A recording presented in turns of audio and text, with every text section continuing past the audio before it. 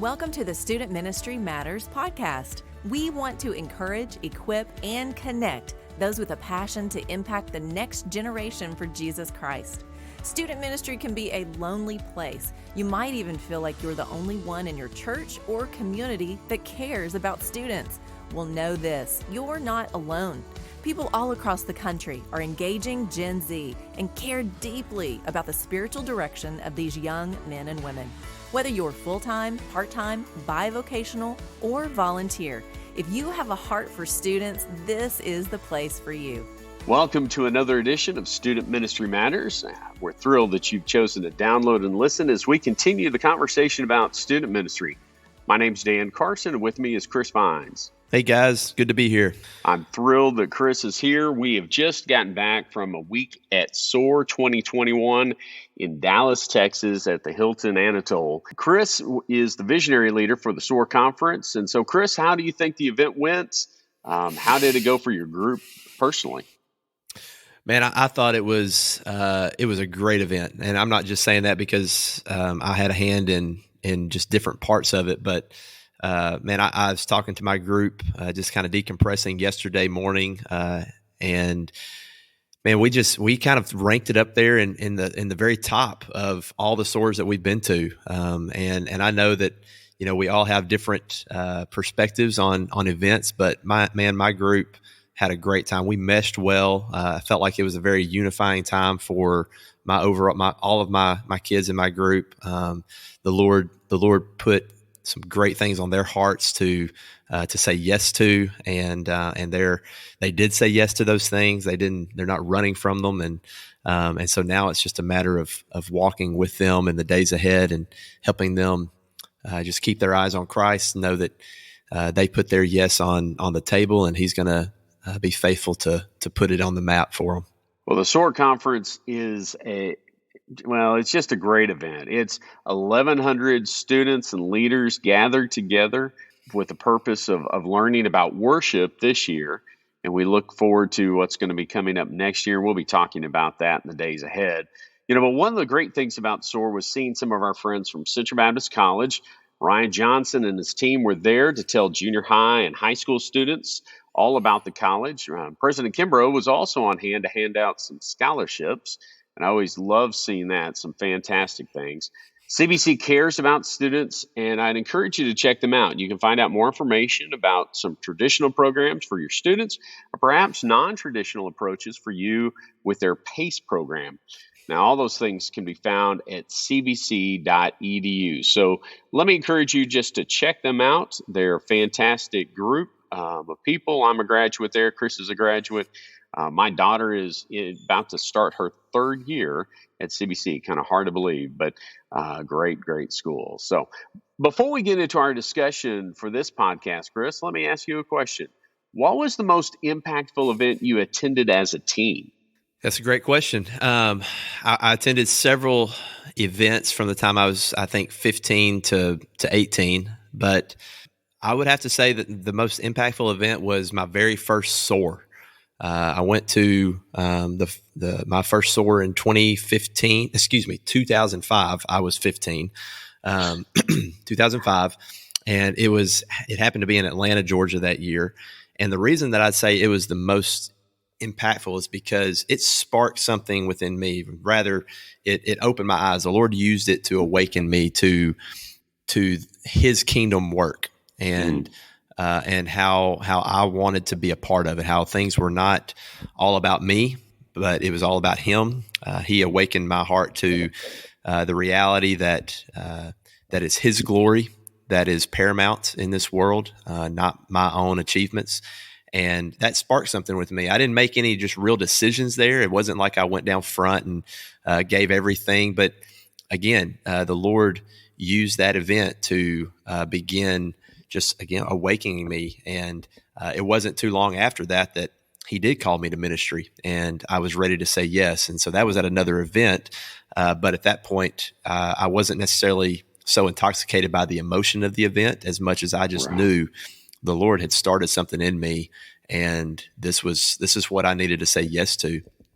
And anyway, He was faithful to bring me to that point of surrender. And he's been faithful to continually center myself on him. And I'm thankful for his providential hand and his faithfulness to me. That's good. That's good. The SOAR conference, as we've shared before, is sold out and radical. It was founded in 1991. And so if I look back to my teen years for an impactful event, we have to go to something a little different. SOAR wasn't around then. And so I was actually at the Encounter Conference, which was put on by the Baptist Missionary Association of Arkansas in the mid 1980s through the 1990s. It was held during the Christmas time. It was usually at what was at that point called the Excalibur Hotel in Little Rock, Arkansas. I think it's the Peabody now. I may be wrong, but it was one of those just big events. You would go, you'd spend time hearing somebody speak, understanding that you had others that were your age that believed the same way you did. You believed in a relationship with Christ and how important that was, and just exposed to those things. And I remember talking, it wasn't really even during the main sessions, it was talking with some of the breakout leaders that we had back in those times, that they would share and they would answer questions for me. And I just remember my heart being opened up to the idea of being in a lifelong pursuit of ministry. And I before that, I hadn't even considered it. You attend your church, your small church that has just a pastor, and that's the only world you see. And then all of a sudden, you see something much bigger and much larger. And so it was really great. Now, there are all sorts of events out there. There are things like Encounter, SOAR. There's Passion, that is now a current one for college age students. Think about church camps. Those are also, these things that happen. A lot of these things happen during the summertime. And so what I wanted us to do today was to really talk about this idea of encouraging our students after summertime decisions. At the SOAR conference here that we just came back from, I had the opportunity to lead a couple of breakout groups for student ministry workers, to talk to them and share some just different things, some core thoughts and ideas that they might want to employ in their student ministries. And then I opened up the floor, said, what sort of questions are you struggling with? What are you going through? And now many of those were centered around pandemic issues, COVID-19, and how we've had to struggle through that. But this great question came up, is how do we encourage, or how do we keep our students excited after events like SOAR? Maybe you've been dealing with conferences yourself, and you've taken a group to church camp, and they come back, they're all fired up for Jesus, and then they come back to the reality. They're home. Their parents may be not all that excited about Christ. Their school friends, they didn't go to that conference. They didn't go to that camp. They didn't experience the same thing. And so they come back, and sometimes that excitement, that energy can disappear pretty quickly if we don't feed into it. Now, I'm not talking about just throwing more wood on a fire so that it'll keep going. I'm talking about helping them be accountable for some of these decisions that they made. They were open up to the Holy Spirit, and as that Spirit spoke to them, they showed them things they needed to do, things they needed to be. And so I wanted to spend just some time with Chris today talking about that, and then sharing those things with you. So how can we encourage our students after those summertime decisions? What can we do? And so we're going to share a few things. I've got a couple, then Chris will share, and we'll go back and forth for a little bit. But the first one that's on my list is to pray for your students. Now, I feel like we should be doing that all the time, but sometimes we forget, or we get caught up in our own lives. We have our own kids, we have our own activities, our relationships, those other areas of responsibility for the ministry. And sometimes praying for our students can be put on the back burner. And so if your student made a decision, jot their name down, include that decision, and pray for it very specifically. The second one that I have is to give them resources to aid in following up their decisions.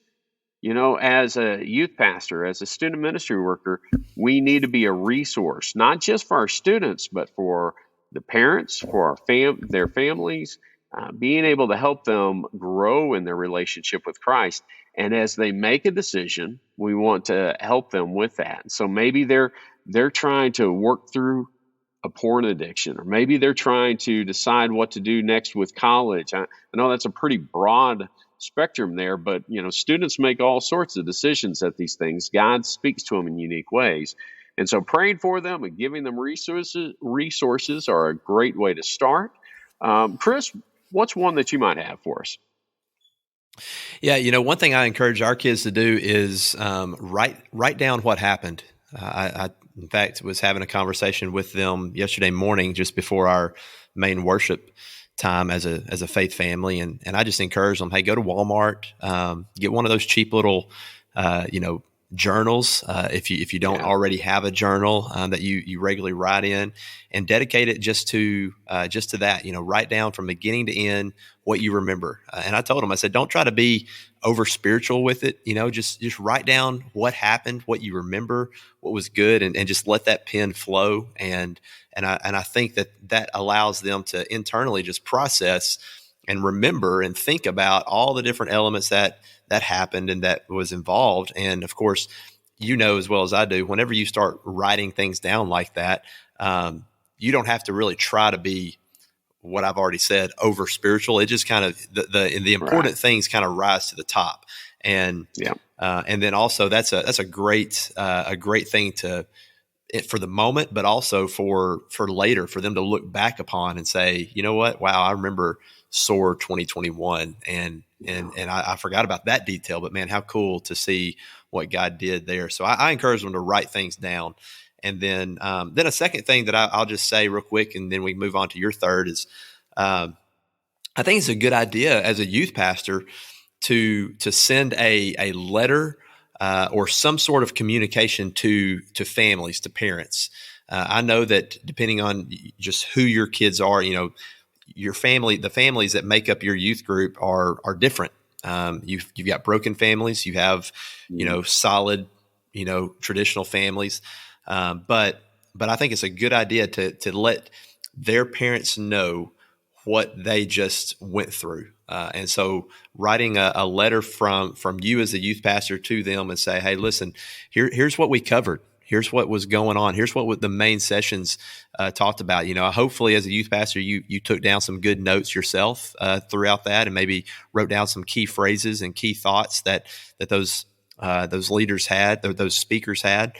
And so share those with your parents. Get them in on the loop, because like you already said, Dan, our teenagers are coming back and they're excited. They're pumped up because it's been a great event, and so there's emotion there, no doubt about it. But we don't want to deny that the Lord can use events like this to be a pivotal part of their spiritual journey, and so. If we truly believe, and I do, that parents are the primary disciple makers for our students, and that you and I as youth pastors, man, we get to just be a part of that process. We get to be another voice, that help them. Then let's do a good job and give our parents a great overview of what their teenager just went through, and maybe how they can engage their student in the days ahead. Yeah, I think about a couple of things that you said there. One is that we can, as we're trying to give our students resources, we may need to give our parents resources as well. Book about something that their student is struggling with, not just that letter, but that's fantastic. And then the other is writing it down. Man, I remember the night, and it was, I should say early morning. It was about 1 a.m. when I knelt down in a dorm room and surrender my life to the gospel ministry.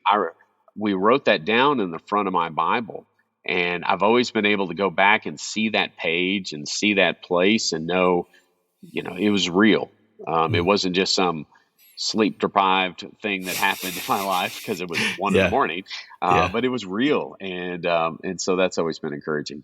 Well, let me go ahead and we'll go on with our list. My third one is to have them announce their decisions to the church to gain prayer support and accountability. There are men and women that sit in those pews, older people that your students may not be interacting with on a regular basis, but they are praying. They love those students. They care about those students. And so it's a great way for them to to gain some prayer support and some accountability. Chris, what's your next one? Yeah, well, first of all, let me just follow up that. I think that's a great thing, and I don't want to just carry on too much about each one of these. But I was, as you said, that announcing it to the church. I think you and I both maybe have grown up in churches and even are within churches that are smaller. So when we think about announcing to the church, we think in terms of maybe on a Sunday night or a Wednesday night, just standing in front of the whole church, which the whole church might be 75 to 100 people or less, right? That was my thing. And so some of you guys may be out there and you may be in not a mega church, but you have a little bit bigger congregation, and there might be just another creative way for your teenagers to announce to the church what the Lord has done in their life. And so I know, like for us, we have a monthly newsletter that we send out to all of our faith family. And so that might be a great avenue for them to announce what the Lord done. Ask one of your teenagers, hey, write down what the Lord did, and let's share that with the church and maybe publish it that way. So I'm just saying there may be more than one way to announce what God has done in their life. That's just something that sparked in my mind as you said that. I thought that's a great thing. That is a great, I like when you said creative ways, because even as I'm sitting here, I'm thinking, okay, larger church situation, maybe you record a short video of them talking that you can put on social media. Then it's really out there. Yeah, exactly. So I think there's some cool ways that a student can share what God has done in their life for sure. So my third one would be to consider creating prayer partners out of the kids that have gone to your event. So again, we had right at 25 students go to SOAR, with us this year. And so one of the things that I'm going to be encouraging and trying to create space for in the upcoming weeks is I want them to partner up with another person, maybe one of their roommates for the week that they spent time with already, and begin to go just that next step of praying with one another and even talking out like what the Lord has done. So I think there's real benefit, if you follow my train of thought here, in personally, individually, and even privately writing down what God has done. But then I think, like you've already opened the door for, I think it's very important that we verbalize that and even begin to share that with others. And if we just make this broad announcement, that's good, but it doesn't offer a lot of accountability to what we've said yes to, other than us just announcing it to the world. So I think it's good to pair them up with somebody who was there. They were in the room, and then they can talk about what they heard. They can pray about what the Lord had been speaking to them through His Word, and just create that type of relationship that. As you guys know, can be a really cool thing whenever we partner together with other believers and sharpen one another in that way. So create prayer partners from the people who went to the event with you. Well, and you may have noticed a theme, and not that Chris and I set out to line this out, but it's a lot of accountability here. I think the fourth thing that I want to share is to get them connected with a mentor to help them be accountable. It might be you as the youth pastor or the primary student ministry worker in your church, but it might not be. I mean, it's not the most ideal for you to be the mentor to a 14-year-old girl if you were male. I mean, that's just not ideal. But you have others that are a part of your team that can step in and can connect with them. Maybe it might be a spouse, but it also might just be another woman who's in the church. It doesn't have to be someone who is in their 20s and super cool and hang out with students. It could be a 65-year-old grandma. I mean, because there's a connection there. There's real love. There's a spiritual investment that's going on. And so get them connected with the mentor. And then my fifth one, and then we'll wrap with Chris's last one, is that they've decided to follow God's call into ministry. Give them opportunities to flex those ministry muscles. And so if they're saying, hey, God is calling me to preach, or God is calling me to be a youth pastor, or to work with children, or to be involved in music, give them opportunities to test that out and to see, okay, is that what God is doing? If God is doing that, then he is going to be there and be a part of that. And you can mentor them in that sense. And you can also connect them with other people that are in other aspects of your ministry. Maybe it's somebody who is really involved with music and you're not. And so let them flex those ministry muscles. I think that's real important. Chris, what's your last one for us? My last one is we need to put the event in the right perspective for their spiritual journey. And I know I need to explain that a little bit because the idea there, this is just a point of conviction for me, and I don't use that word lightly. It truly is a convicting point, and it's coming from 2 Peter. So if you guys are familiar with Peter at all, you know that he was on the Mount of Transfiguration. We read about that in Mark chapter 9 and in other parts of the Gospels. And of course, as we think about that whole scenario, I mean, what an amazing event, what an amazing experience Peter, James, and John were able to have alongside of our Lord. And of course, what's always struck me, because there's a point where when Peter's on that mountain, the best thing he could come up with was, hey, let's build all of you guys a house. Remember it, because you see Jesus, Moses, and Elijah, I believe, and he's like, let's build each of you guys a house. Now, I think there's something to that, but that's the best Peter had. You know, he's like, let's do something, right? Let's. I mean, this is great, and but you know, he just didn't really understand what was going on, and if we're honest with each other, I mean, if we were up there, we wouldn't know either. We would just be in every bit of the word, just starstruck. Yeah. And so Peter, in his second letter to the churches, he wrote that about his experience up there, and he comes to this point. It's in 2 Peter chapter 1. 1 Peter chapter 1. Look it up. I'm gonna fumble over my words there, but here's the point. He says this.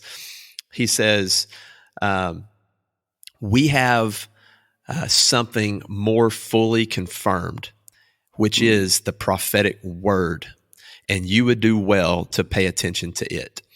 And so I think that's a big statement from Peter, because he's talking about the experience that he had had and the event that he had been a part of. But then he looks at the church. He's writing to the church, and he says, you weren't there, but you have something more fully confirmed. You have something more reliable, more worthy to put your trust in, and that is the prophetic word of God. And so you would do well to pay attention to it. And I think part of what Peter's trying to say there is it's not all about one-time experiences. It's not all about one-time events. And that doesn't, that while those are very important and they have a part to play in our spiritual journey, and like we started this podcast with, there are events in our life that God uses to spark something or to awaken us to something. But we would also agree that those events do not sustain us moving forward. What does sustain us moving forward is the word of God, the word that that has been given to us, the very words of Christ. And so I think it's very important coming off of an event to do everything that we've talked about in order to keep the momentum going and to keep the excitement level high. But Dan, you and I both know that what goes up must eventually come down. Yeah. School will start in August. You know, baseball, basketball, sports are going to become another season of life for our students. And before you know it, they're going to be down off of the mountain, so to speak. But what's going to sustain them? It's not trying to look back and trying to recreate everything that happened, you know, during 2 days in Dallas at SOAR. What's going to sustain them is a daily walk with the Lord in His Word, a reliance upon Him, a dependability upon Him. And so when I say put the event in the right perspective for their spiritual journey, that's what I mean. Let them know, man, this was great. God showed up. He showed out. He did some cool things. He awakened us to the reality that His glory and that He is much bigger than what we ever maybe even imagined. You said yes to him. Now, the next step is go to his word, spend time in his word, and do that over and over and over again, day after day after day, relying upon him. And we put to practice what Proverbs 3 says, that verse that we quote so much, and we know that we don't lean on our own understanding, but in all of our ways we acknowledge him, and he directs our paths. And so I believe that's very important for a teenager to hear and to know and to embrace, that it's not all about just a one-time event, but that we've been given something more sure, the very word of God, to sustain us every single day. Well, Chris, that is a great place for us to wrap these suggestions and helps as we look at encouraging our students and trying to help them continue on as they've made decisions during the summertime. You know, the simple truth is we understand that not all summertime decisions are genuine. Some are simply born out of the emotions of the event. You get 1,100 people together at a SOAR conference. They're singing, they're worshiping in a way that they might not have experienced ever before in their lives. And sometimes they're going to do some things because, well, their friends are doing that, or they've just reacted to what's happening. You know, and we love our students, and we're going to still take them to these type of conferences and camps and events, because we know that God will use some of those. Maybe it is to spark something to begin that process in their lives. And we're just going to keep doing that. And we do all of these things because we love students and because student ministry matters. Thanks for listening to the Student Ministry Matters podcast. Get connected at studentministrymatters.com or follow us on Facebook and Instagram at Student Ministry Matters. Until next time, keep up the great work with your students, because the work matters.